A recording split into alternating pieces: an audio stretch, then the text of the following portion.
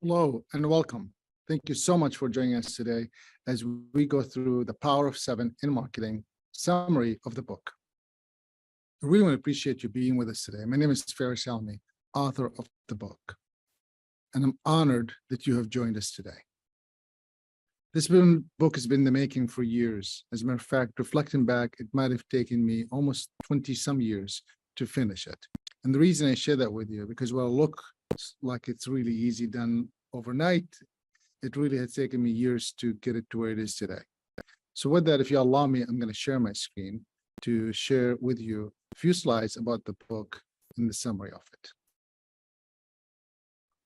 I'm hoping by now you can see my screen. Taking it yes. If you want to give me a thumbs up, that's great. I appreciate that.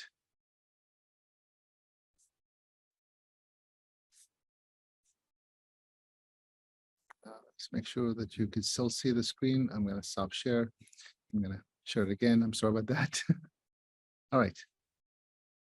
All right. So you should be now the Power of Seven in Marketing. Welcome. I'm Faris Power. I'm the author of the book. I'm really honored that you have decided to join us.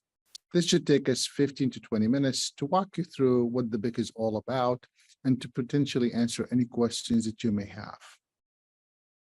Just a little bit about the agenda of what we're going to cover today. I'm going to give you a little bit of background about my experience, talk about how the book works and what it's offer, and then talk about how you could use it to your business, okay? What tools is included and how you could implement it.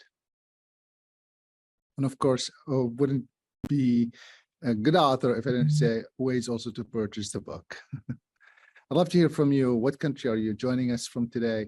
Last time we had people from all over the place, from Germany, from the Middle East, from Asia. Love to hear where are you joining us from today. You could put that in the chat, or you could put it in the, in the Q&A section.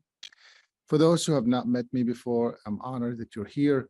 I've been blogging for the last 15 or so years on a weekly basis. I'm also have been advising some of the large institutions that you might have heard of, from the World Bank to smaller organizations and local communities. This experience have spanned from 1 to 7 years to 10 years in some of the organizations I worked with, and I've been a mentor to many organizations and students all over the world.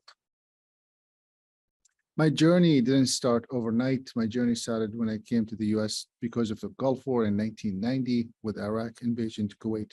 Being a Palestinian original in Kuwait at the time, I had to flee the country after I got in trouble.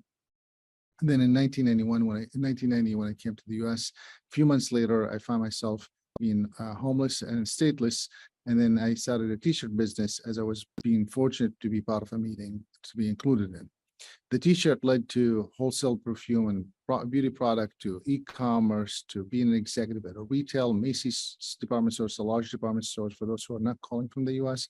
And then in 2003, I found international strategic management, which is focused on supporting entrepreneurs starting or growing businesses, with another focus as well as supporting the organization that supports them to launch those activities, mainly in underserved, underrepresented, or under-resourced communities, whether here in the US or abroad. I've been fortunate to work with lots of names that you might have heard of, and many names that you have never heard of because of their sizes. And I'm hoping that by sharing this, not to show in a bragging matter, but more of a sharing matter, to allow you to understand the background that got me to be here with you today. I've also have been lucky because of my maybe story that I have been able to carve through my journey to be having some sample of the media coverage here, from print and many magazines and many newspapers, to local TV, to international TV, to podcast, whether I host my own or been a guest of many throughout my journey. So let's talk about the book. What does this book offer? What is this Power of Seven in Marketing? A couple of you might have read it. So those who have, I'd love to hear your thoughts in the chat. For those who have not, this is a quick overview of it. So this is the table of content, what you will get when you buy the book. It's going to have some special things, of course. It's going to talk about marketing. I'm going to cover some basic things in the book. I had to, because I felt this book was designed for those who are like me, individuals who may be struggling to understand language, wanted to make sure that it's simple, also maybe those who are trying to simplify the methodology, because I've met with so many people, and when you ask them about how to do A or B, they make it sound like you have to have a brain surgery degree to be able to do it. And my goal with this book was to say, hey, you could do this, you got this. Here's some simple steps that you could do to make it work. I also want to make sure that you don't think that this is the book is the answer. It's not. It's part of the answer, and it's part of what you will do overall. This is just another activity that you could choose to do. So as you can see through this, chapters here, I'm not going to read each one of them because you could clearly read them.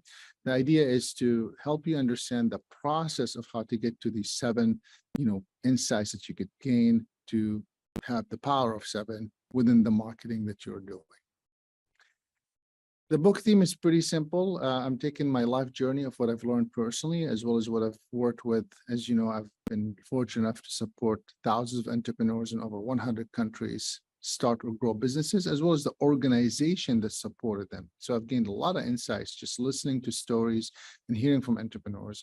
And I took the time to map out what they've done, what others have done, and created what I call the system that many of them have used in this marketing space. So what's in the book? Well, you will find all kinds of, things that I might have picked up throughout the years that I've said to many other people before you. In my case, I didn't have the luxury of starting a business. I had no choice but to start a business. So that led me to trying to sell some things on the streets, that led me to trying to sell some things on the phone, that led me to get a lot of no's. And it took me a minute to understand what would it really take to make a sale happen. And this is where the marketing comes in place. My journey, for those who haven't met me, started with a Palestinian background, growing up in Kuwait, carrying a refugee document stating that I'm a Palestinian from Palestine, issued by Egypt. So to make it a little bit more complex. And during the Gulf War, I had to flee Kuwait after, a little bit of discussion with some of the soldiers there. I was lucky enough, one of them said, you better leave, and I was able to leave the country. That allowed me to come to the US. And in the US, I started initially selling to people that I knew. And then when I started going to the streets, I really quickly learned that you had to get maybe to about 100 people to talk to get maybe 1 to 2 to 3 maybe sales for the day. And this is where the power of 7 somewhat started fabricating itself as I started reflecting in the last 20 years what got me there or didn't. And then as I started discussing this with other entrepreneurs through the journey of advising them, coaching them, or mentoring them. So the formula is really simple, right? And please know that this is meant to be intentional versus, I'm going to call it, passive. And I'm not saying that you shouldn't do other marketings, and you should. This is just one more thing to be added to your activities. And this is why I made it really simple. So it's not a big burden, but it's a process. So you'll see that the whole book is divided in chapters, and each chapter will have some theme. In this chapter, we're talking about marketing, understanding the basics of it. Some of it you might think that's really basic. I already know. That's great. I hope that you will find that through the process of me unfolding it in a simple way, that you gain a better understanding of what you can do with what you have to leverage the knowledge, to move it forward, to defining it and making it work. So each chapter, what you will notice is that will have what I call principles in it. So in this case, we're talking about defining the market, understanding the sales works, finding what the sales pitch or the sales niche that you want to go after. This is part of your understanding the principles of marketing. I mean, I'd love to hear from you. One of the things I always ask in any of the programs that we run, and I'm lucky enough to run programs in lots of countries, is who's your ideal customer? Who's your ideal audience that would buy from you? I'm not saying that not everyone can buy. I'm saying, who are you going to go after? What are specifics ones that you would want them to see buy from you? My example would be, I'm looking for organizations that want to support entrepreneurs in a local community that may be in underserved, underrepresented, or under-resourced. That's my focus. Does it mean that I have not served individuals or countries that are rich? Of course I have. But my focus is if they don't come to me, I'm going to go after those individuals or organizations that are looking to support entrepreneurs in these communities that I described, right? So this is where the ideal customer comes in place. What you will find is once you identify that, more people will come to you, because if you're clear about your message, people are going to feel that you could potentially support them, clarify the message that they're trying to do to get them the results that they're needing. Once we go through this chapter, you'll find, and again, I'm using this just as an example for the chapters of the book. All the chapters will have something similar, right? So discovering, once I lead you to the simplicity, I'm going to add to it, right? So then I'm going to talk about how do you create this, client-centric focus? How do you create a plan? How do you learn how to attract them? How do you define them? How do you define what they want, right? And then we're going to build on that. I'd love to hear from you. What tools have you used to keep your marketing going or to track your marketing? Because we're going to use some tools here. So one of the things, the tools that you'll see, so the chapter will have a theme, then we'll have some basic information, then we're going to build a little bit on it, then we're going to introduce a tool. Now, these tools you might have had before, you might have used before, and that's great. I'm hoping that they will be simple enough for you to plug and play as well. So you'll see that there's a step-by-step process to plan the marketing that you want to go after and how to create a conversation with your potential customers or client. So these are steps here. You'll see that I'm going to ask you to create a list. I'm going to ask you to, categorize these contacts. I'm going to ask you to schedule a contact dates that you're going to reach out to them and touch base with them. I'm going to ask you to come up with a methodology to talk to them. You just don't want to talk just to talk. You want to talk with some specifics, right? And then you'll notice that these tools will have, I'm going to call them more tools in them, right? So it's kind of like a toolbox. Once you open it, there are more tools inside of it. Then you're going to find some questions that will help you to get there, because you might say, I don't know where to start. Well, we're going to start with make a list. Well, I don't know. I don't have a list. Well, let's have you think through who could potentially be on the list. And that's really what we're talking about here. So that you'll find other questions to help you build on the theme that we have discussed within that chapter. Then you'll notice that, I'm going to ask you at the end, as you know, the power of 7 is about creating 7 potential customers that you will touch over a period of 7 times, that you'll have ways to touch them with that period. Excuse me. And in this case, I'm going to give you a chart to say, go ahead and make a list of 7. You'll see throughout the book, I'm going to ask for 7 that I call should be customers, 7 that would like for them to be customers, and 7 would be a dream for them to be customers. And each one of that list will have these ways to touch them. And I'm going to ask you to also find 7 people within that organizations to touch them, right? So you'll see that I'm building slowly these numbers, and with time, you'll have a nice database as well as nice ways to connect with the people that you want to connect with. Now, of course, at one point, you might have to take some of them off because they might tell you, don't call me or don't talk to me, or it's not the right fit. But you could find other ways to stay in touch with them, because not necessarily that you want to sell them, but it's about relationship that you build with them. And then once we do that, we will then talk about the systems that you could implement with the tools that you have built with us. Then you will notice that in every chapter, at the end of it, what I learned through my journey, that if you don't reflect, you don't grow. I always tell people, you do things to keep moving forward, and you reflect to grow. So at the end of every chapter, I'm going to ask you to take a FinGen moment, and this comes from my podcast that I have called FinGen Podcast, or the show. And basically, I interview entrepreneurs from all over the world every other week. And then every other week in between, I discuss a topic that you have asked me to speak on.